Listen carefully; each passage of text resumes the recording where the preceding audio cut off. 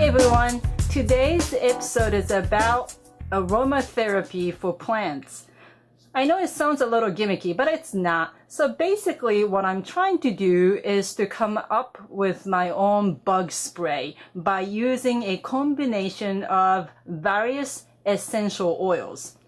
And there's a bonus to that though. This mixture that I've been trying actually smells really, really good in my office, and some of the people who are in this building sort of commented that it smells really nice. So that's the bonus, by the way.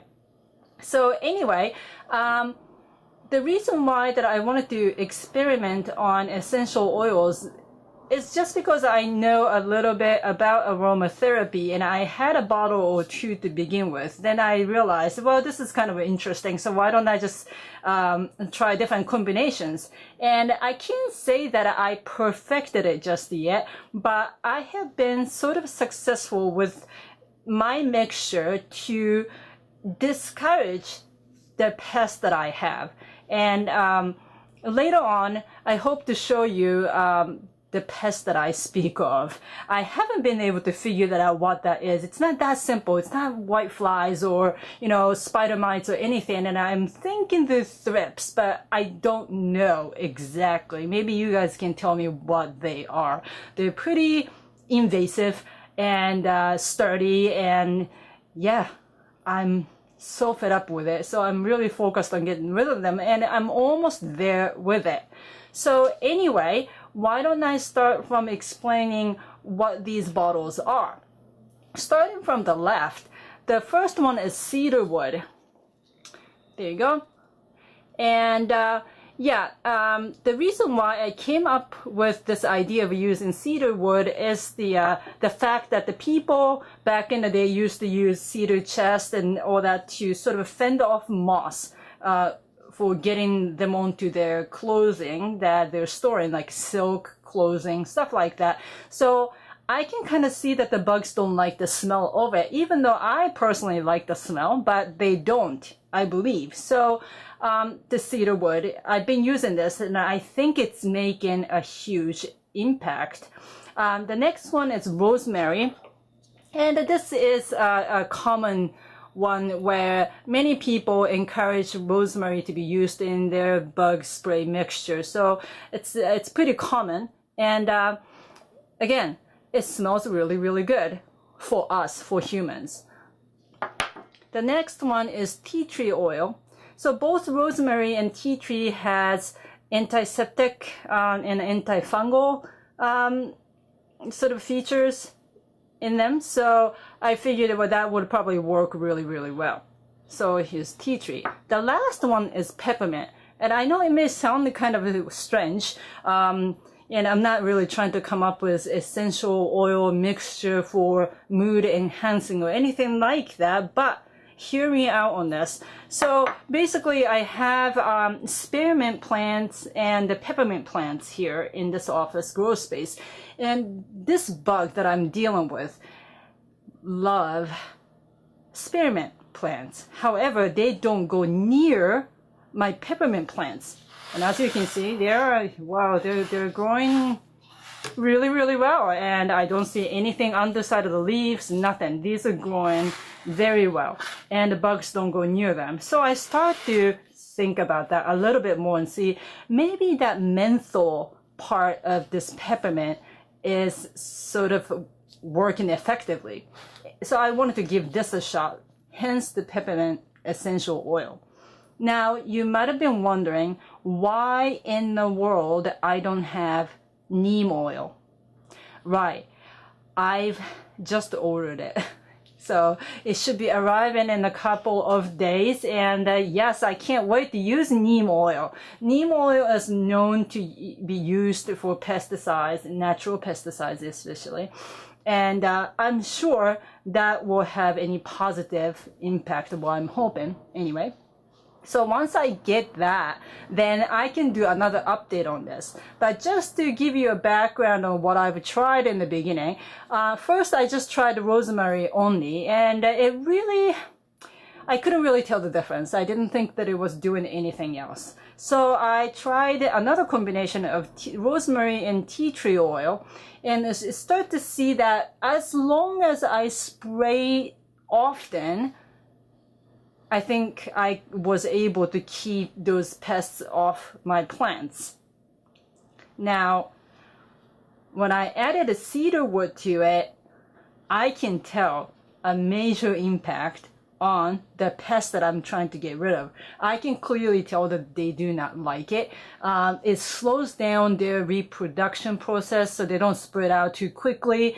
And I think I can keep healthy leaves to stay healthy and not having them to get onto those newer leaves. So I'm really, at the moment, a firm believer of cedarwood essential oil. And the peppermint is actually my next step. Adding that to my mixture and see if it even does it better because of, once again, this peppermint plant that just has no pest issues. And I hope my guess is right.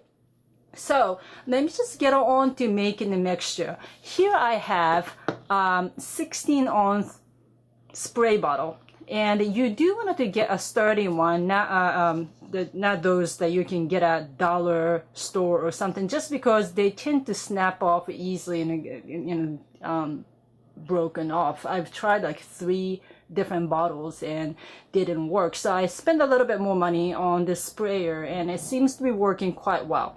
So this one's a 16-ounce. So you can do your math with your spray bottle that you have. It might be a lot larger than this. It could have been 32 ounce or so. So you can just use this one as an example and see what you can come up with. It shouldn't be too hard. All right, so here's the empty bottle, and I have some water here. It's a regular water. It just happens to be in the bottle. That's all. So I'm going to put, take this top part off so that I can start putting some of the essential oils. I'm just wearing gloves just in case that they get onto my skin, and some of them are pretty strong. It's a concentrated version. The only thing I believe, the only essential oil that you can put on your skin directly would be lavender, and that would be the only thing. So you do want to be careful with this, and especially when you're trying to put some drops into a container, make sure that you don't get that in your eyes. It's very important. But anyway, so I'm starting from cedarwood, and for 16-ounce bottle, I like to put about 10 drops. I don't know if you can see this closely, but I'm going to count it. 1, 2, 3, 4, 5, 6, 7, 8, 9, 10. There you go. Depend on a type of essential oil. Some of them may have higher viscosity, so it may take a while for you to do this. Well, we'll see about other ones. So I'm moving on to rosemary, and I'm also going to put 10 drops in here. So here we go. 1, 2, 3, 4, 5, 6, 7, 8, 9, 10. So that was really quick. So this liquid really doesn't have that much of a viscosity. So that's that. All right, here we go. The next one is the tea tree oil. I only put 5 of it. That's so far what I've been doing. 1, 2, 3, 4, 5. All right, there it is. And the last one, peppermint. I don't want to overkill with this thing, so I'm going to start with 5 drops as well. 1, 2, 3, 4, 5. I think that's more than enough. It's pretty powerful, so you don't want to put too many in there in the beginning. All right, so then once that's all in here, you would add just regular water to it. There you go. All the way to the top. So mixing it is pretty easy. Make sure that you just don't get them on your skin.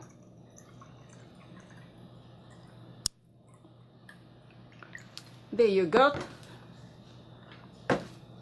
So I will put this top back in, and I can tell you now that the water is going to get everywhere when I do this, but you definitely want it to shake very, very well so that all the essential oils can be sort of fused into water somewhat. And you can actually see this, whether or not it's mixed well, by just looking through the bottle. It's not all clear. I don't know if you can see this, but it looks little cloudy because of these oils. But you definitely wanted to make sure that you shake it very, very well. And every time before you apply this mixture to plants, you wanted to shake it just in case. It's not like salad dressing or anything that you wouldn't see like oil on top or anything, but still you might definitely want to shake it before you apply it. Now, okay, so I have, here we go, my fish pepper plants here, and this new leaves don't have any issues. I mean, I check it time to time, make sure that I don't see anything. However, towards the bottom, close to the soil side, I just saw one leaf with it, and I'm going to try getting closer to see if I can show it to you. Here you go. You see this? Ooh, it even came off, but that's what, well, then I can get even closer then. So these are the ones that I'm fighting off with. My God, they're very tiny, but as you can see, you know, the shiny part of it, they've already eaten it. That's why this leaf's already done.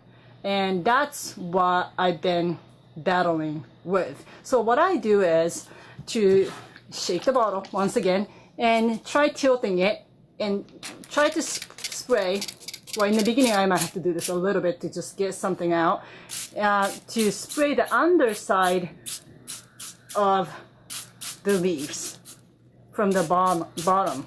That's the most important part, because these things get underside of the leaves. So instead of spraying it from the top this way, you wanted to make sure that you cover all the underside of the leaves, and just you leave it alone. Now, how often I spray? Well, twice a day if I can. First, I come into the office, and before I leave the office, I would spray it again. But it doesn't seem like it hurts the plants just because I spray it, say 3 times a day if I can get around to it. So I believe that, you know, as often as you can, just give it a try in the beginning with fewer times, like once in the morning, you know, once at night, and see how it goes. And you can increase the number of spraying time gradually to see if it works. And I also have my watermelon plant. It's a Peppermint watermelon, and the older leaves had a bit of this brown spot issue, and it could have been caused by something else, but it bugged me really badly. And I just wanted to make sure that these new baby leaves don't have that same effect. I'm watering it just fine, and I'm just not sure what is going on with it. So I've been sort of spraying this plant as well, gently from the bottom, you know, to coat underside of the leaves. And the newer leaves seems not to have, as you can see, you know, have not too much of a problem. So we'll see how this goes. I don't know if this is really working on this plant or not, but I continue to spray this at least once a day. Okay, so this is all about experimenting and see if this mixture works. And like I said, I'm going to include neem oil to this mixture and see if that makes even drastic effect to that tiny bugs that you've seen on my pepper plant. And I will keep you posted on the progress. I hope you enjoyed this video. I hope it was something a little bit different. Any comments are always welcome, and I will see you soon.